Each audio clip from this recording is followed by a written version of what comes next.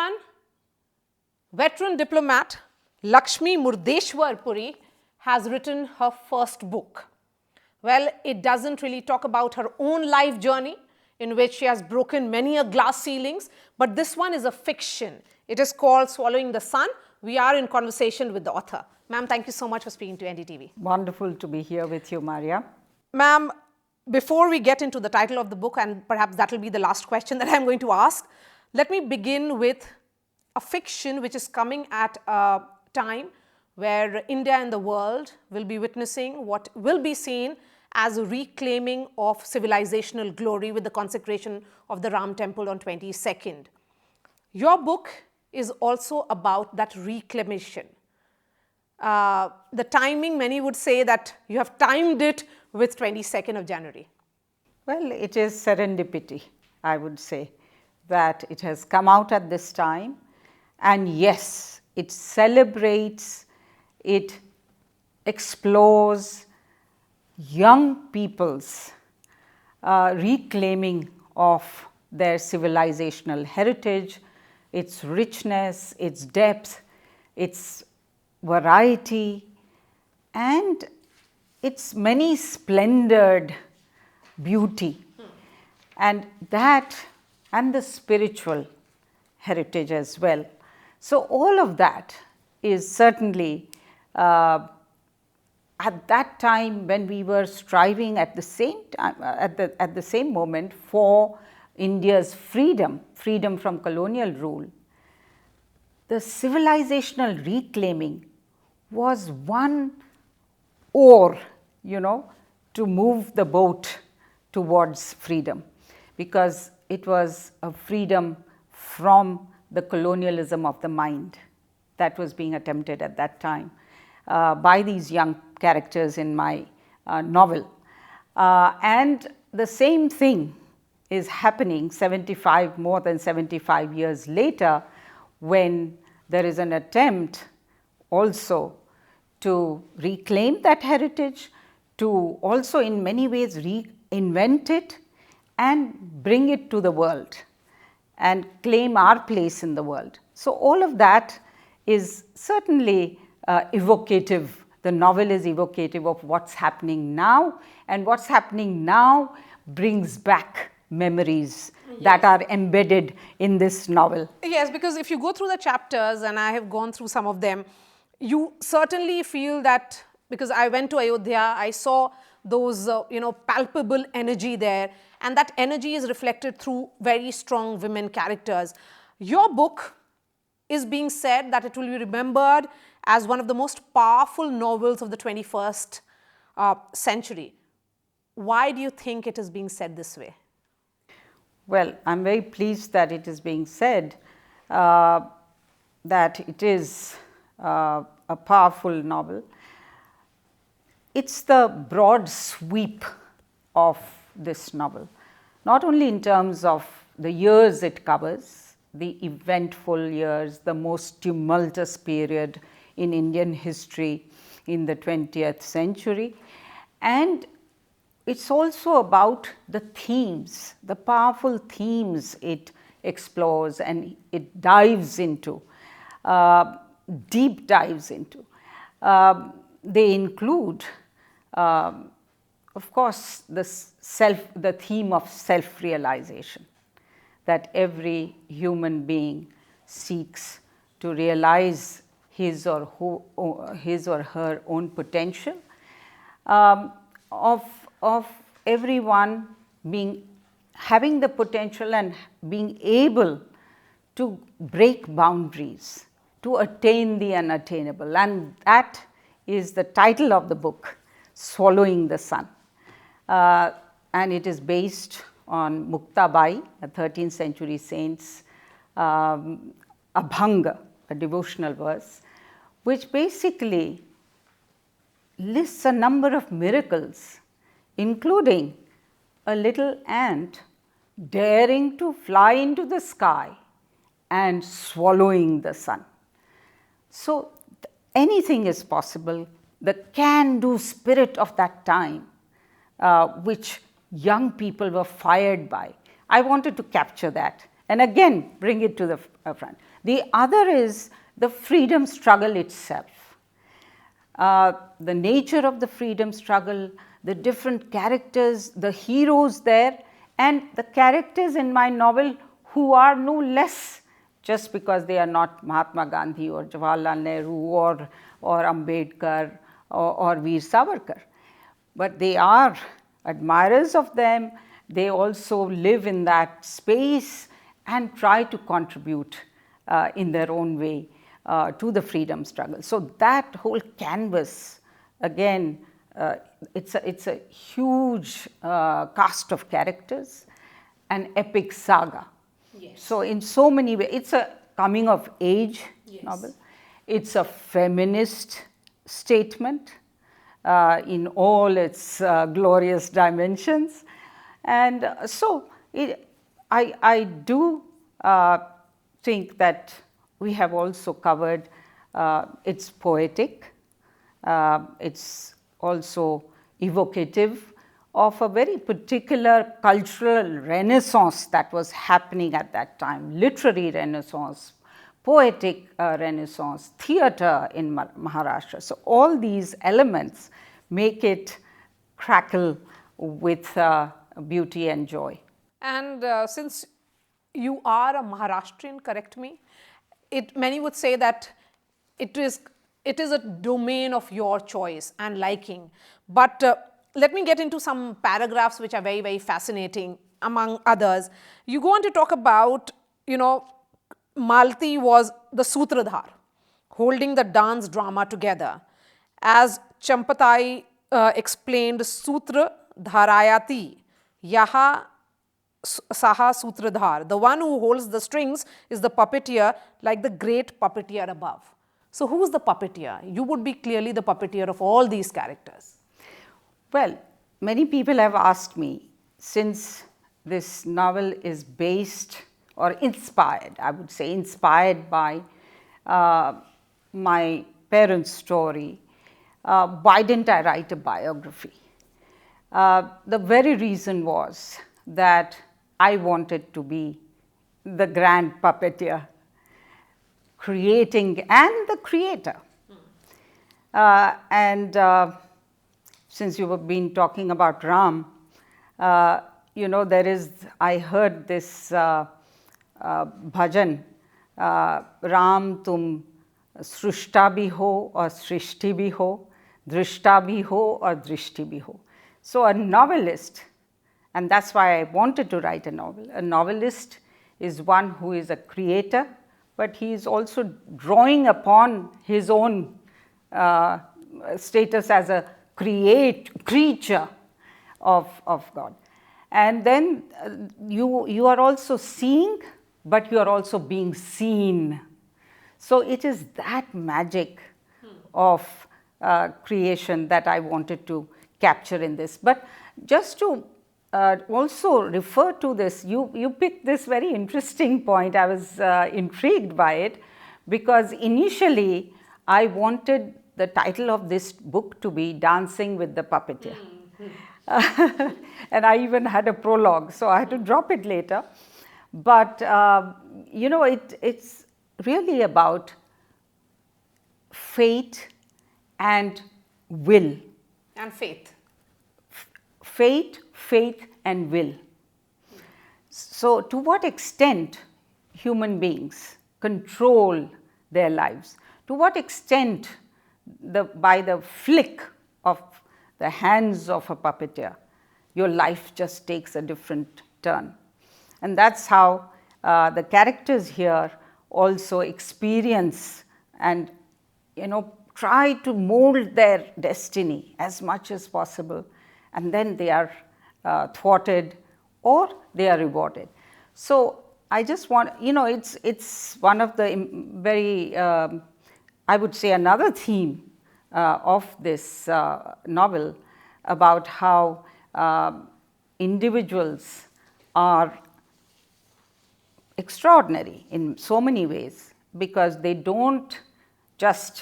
are not fatalistic.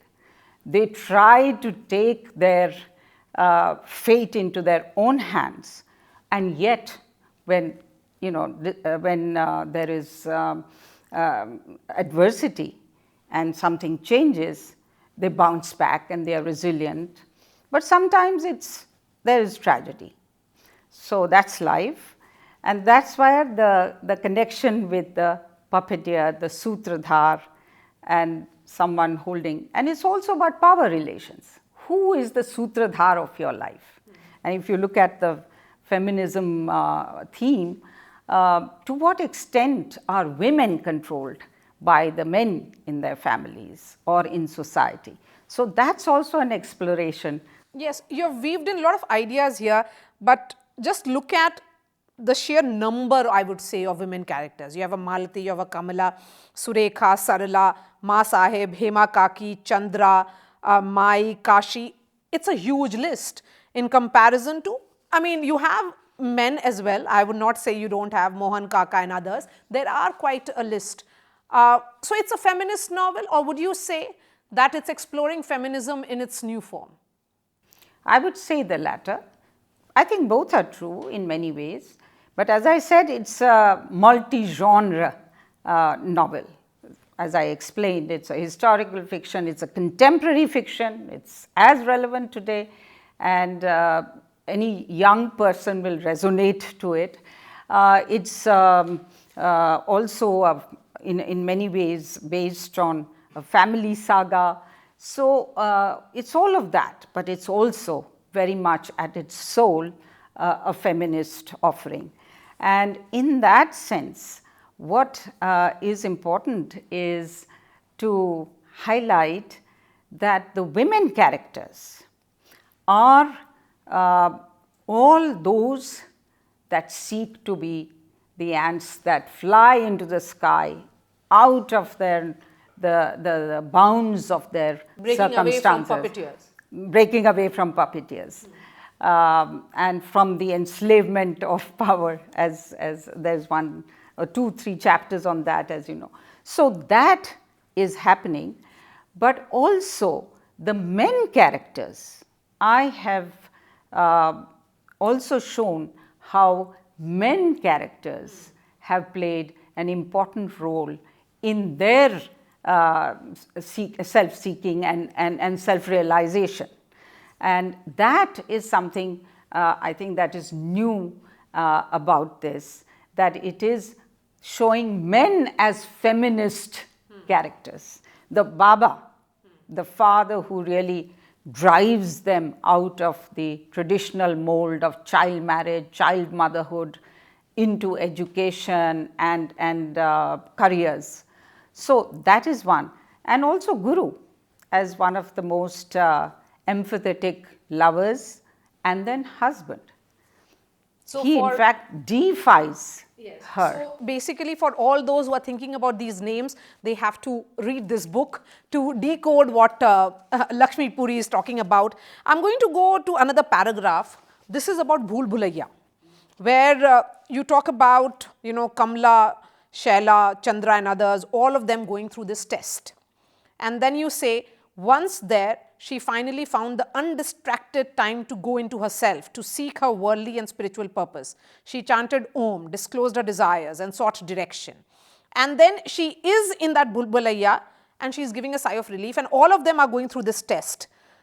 So this is about purposefulness, which we keep talking about, and also combining it with mindfulness. What made you create so many characters? So, first to the Bhool Bhulaiya. That was to show that we all live in some kind of a centered world. So the center of my world or your world, each is, self-determined, but we are not conscious always. So this is really a philosophical kind of, journey that the headmistress, Maji, makes them take, so that when they are about to graduate, and they are young women, pioneer graduates from school. So she's wanting them to really go within themselves, like in a labyrinth. You go inside again and again to the center without even realizing that you are doing it. And the labyrinth has a particular meaning even in Hindu philosophy. So the idea is discover your purpose, meditate as you go through that labyrinth. And I described the labyrinth, how she feels distracted at times by the Brahmini bird, Yes. who's of course very sweetly singing from the nearby temple, but also put somewhat put off by the crow that is cawing, and then also the Kamini bushes, the flowers, the scent of those flowers, and then the bees that they attract, she's almost stung by. So in life, as you seek your purpose and navigate the paths of the labyrinth surrounded by the walls, you must stop to take stock of where you are and where you should be going, and also shut out the distractions, the serpents. And then I also talk about sometimes as we are walking, as she's walking, she's comforted by the footfall of people around, but also, deterred by the snakes slithering through, or being forewarned of dangers by unseen voices from the future, and yet feeling very confident about going forward. So, these are the emotions as you experience in your self-discovery, but also attainment of your purpose as you go on in life. Let me take you back to the time period that you've chosen, 50 years, and this is around the freedom movement. For someone like you who has traveled the world, you could have chosen contemporary India, modern times, but you choose a particular era. What made you do that? That's because, Maria, I was born to my parents when they were 45. And so they were, 2 generations in many ways older than me. And so when I used to interact with them, I used to find that world fascinating. They were people who lived poetry, who spoke in poetic language, whether it's Greek mythology, whether it is Hindu mythology, whether it is Sanskrit, Marathi, English. So it was a very literary world that they inhabited and generated around me. So passed on to me. So I wanted to recreate that world and the extraordinary journey. The other thing is that, the freedom movement. Why did I want to write about it? Because I was asked by a young interviewer, we young people now, 75 years later, we don't even remember it. So I said, precisely. So lest we forget, we do need to remember how difficult it was, what it was to be young at that time when you were enslaved, and with what great sacrifice freedom was won, how precious it is, and also how this 75 years later is the time when we reinvent ourselves in a different way and move to our 100th tryst, another tryst with destiny, in 2047. So that kind of construct was also certainly in my mind, and it's always, I'm a student of history. So, that also explains why I go back and dip into the past to learn for the present and to dream of the future. Instances in this novel where women are shown to be not just objects of the narrative, but the subjects of the narrative. They are in many ways also taking control of them. Control of their lives, trying to, in fact, determine the path of their lives. And that's also very much reflection of 21st century women. Absolutely. And that's where we should be going. And I think my stint at Yes. the UN Women certainly told me that when you tell stories, that's the best way of sending messages and bringing about mindset change, which is what is required if we are to achieve gender equality and women's empowerment. There is this very interesting slogan, which is like a slogan which we keep hearing about, which is Bharat Mata Ki Jai. But you talk about it in the context of a play which is happening, and I'm going to read a paragraph here. It says, "Know that this is not just any play we are staging. It's our offering to Mother India's freedom to awaken Western educated Indian youth in our college and beyond," as you talk about it, "to contribute to it in whichever way they can through their ideas, writings, and activities, without in any way endangering our studies, the completion of which is an important offering in itself. We will spawn action groups to support the Gandhi-led freedom movement." Then there was a chorus of Bharat Mata Ki Jai. The times that we are living in is that this Bharat Mata or Mother India is now also about Jai Shri Ram. These are slogans which have almost merged into each other. You have characters who are very conscious of their spiritual identity. They are conscious Hindus. At the same time, they are conscious as citizens of India. Something that we are seeing again in current times. How did you paint it? Well, you know, this is one of the first activities that Guru and Malti and these young people in Elphinstone College undertake to demonstrate their patriotism. There are different ways of demonstrating what you can do for your country. And one of the first activities they undertake is this, that they stage a play by Mama Varerkar. He was one of the great playwrights of those times, part of the literary renaissance that I talked about. And it has a very strong message, patriotic message, but of course delivered in a very camouflaged way so that they are allowed to stage the play. And then that evokes amongst the youth an awareness of the Satyagraha movement, an awareness that they have to also contribute, that they cannot be isolated from the sea of protest and the mass movement that was swirling around them. So that is something that is sought to be evoked here. And at the same time, when that play ends, in fact, if you go further, you will see the play ends and there is a chorus of Bharat Mata Ki Jai, Jai Hind and all that.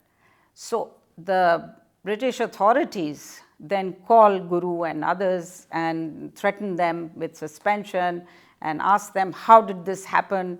And Mama Varerkar also gives a speech, although very much, very tactful, but the message is clear to anyone. So that was the first, and then it goes on to other actions, including participating and being lathi charged at the Simon Commission protests that were held in 1928. So there are a series of actions that they do participate in, and and which they see as a badge of honor to at that time freeing the country from British rule. But at the same time, there is, as I said, simultaneously all of this is very much driven by a consciousness about their identity. Who am I in this ocean of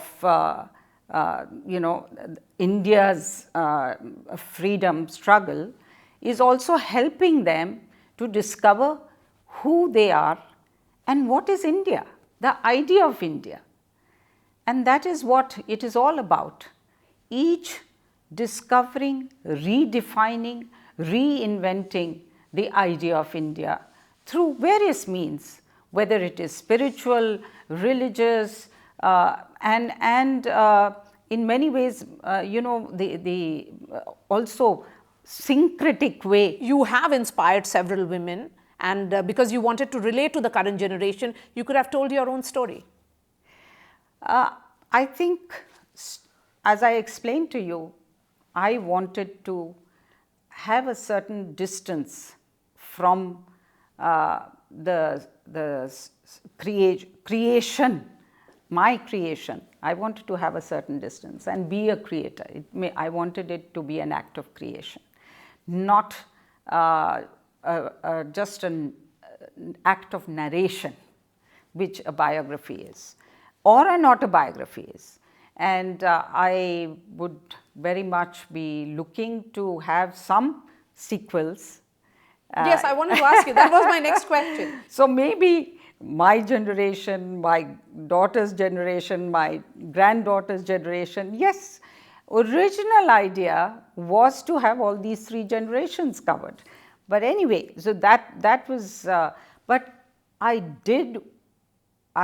wanted to really tell this story, and not one story. These are so many stories within stories, as you have seen, and so many characters who mean so much in terms of the impact and the messages they give. But when you write fiction, it's much more powerful than when you convey messages as propaganda, or when you go and advocate and build movement. So the stories are the best way of making an impact on the causes that are dear to you. Let's end with popular poetry or something that you wish to quote. O Madhumalati, let this beguiling veil once and for all be pierced and fall between the manifest and the truth, between the striving and the attainment, between the worshipper and the worshipped, between me and you. On that note, let's end this conversation. Lakshmi Puri, pleasure speaking to you, ma'am. Pleasure speaking to you too, and thank you for unveiling this book to your viewers and potential readers. Thank you so much.